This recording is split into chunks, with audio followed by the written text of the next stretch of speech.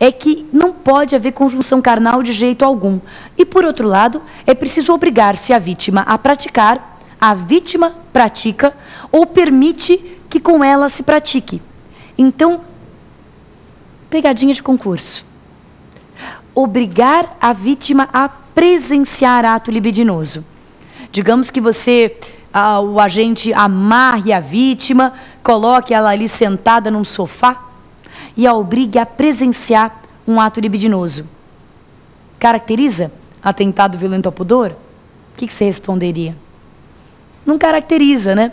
Porque eu não estou obrigando a vítima a praticar e nem permitir que com ela se pratique. Obrigar a vítima a presenciar não é atentado violento ao pudor, é mero constrangimento ilegal, que aí não é crime hediondo, é um crime bem mais leve. Então, para o atentado violento ao pudor, são necessários esses elementos. Em primeiro lugar, constranger, mediante violência ou grave ameaça. Em segundo lugar, obrigar a vítima a praticar ou permitir que com ela se pratique o ato libidinoso diverso da conjunção carnal. Quanto aos sujeitos do delito, como no estupro eu tenho a elementar conjunção carnal, que é a cópula vagínica, e como no estupro o sujeito passivo tem que ser mulher, porque isso está na lei, então quer dizer que o sujeito ativo só pode ser homem, salvo nos casos em que a mulher é coautora, ou partícipe, ou autora imediata de um homem. Mas o atentado violento ao pudor é um crime mais democrático, porque ele envolve toda espécie de relação sexual. Portanto, o atentado violento ao pudor tem como sujeito ativo qualquer pessoa, o homem ou a mulher, e como sujeito passivo, o homem ou a mulher. Então, pode ser o homem com outro homem, uma mulher com outra mulher, uma mulher com um homem com uma mulher, pode haver qualquer combinação, desde que não exista a própria cópula vagínica, desde que não exista a relação sexual, introdução do pênis na vagina. Qualquer outro ato caracteriza o atentado violento ao pudor. Portanto, são crimes que se equiparam em gravidade, não apenas em termos da pena atribuída a ambos, que é a mesma, não apenas em relação ao tratamento que vai ser dado a ambos, porque ambos são crimes hediondos, mas inclusive em relação ao impacto individual e social. Né? Não há muita diferença na gente pensar na gravidade, né? na aberração de cometer-se um estupro ou atentado violento ao pudor. Lembrando apenas que os dois podem ser cometidos tanto com violência real quanto com violência presumida. Muito bem, chegamos ao final então do nosso primeiro bloco. No nosso segundo bloco, eu vou responder a perguntas de candidatos do Brasil inteiro a respeito dessa matéria, que certamente gera muita dúvida em todas as aulas em que ministro na rede LFG. Essa é uma aula sempre em que há dúvidas à torto e à direito, porque é um tema muito que desperta muita curiosidade de todos e etc. E nós estamos esperando então a sua dúvida. Prova final, @lfg.com.br. Participe, porque isso é fundamental para nós. E se você quiser saber a dúvida que os colegas mandaram e que eu vou responder daqui a pouquinho, então fica aqui com a gente.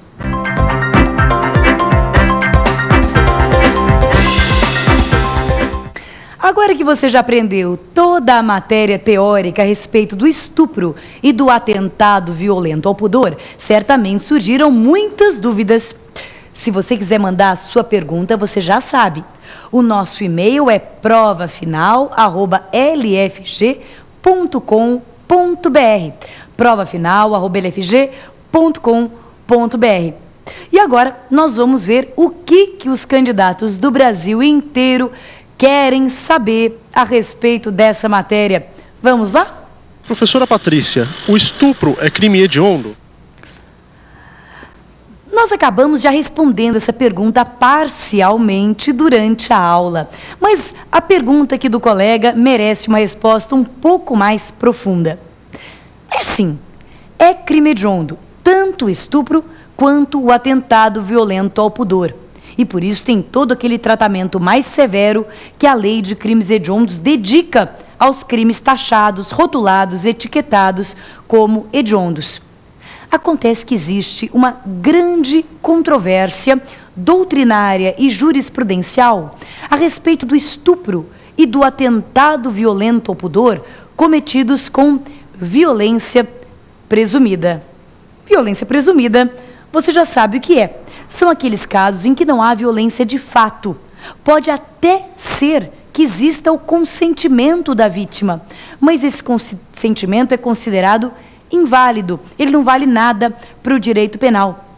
Então pensemos numa situação clássica de violência presumida.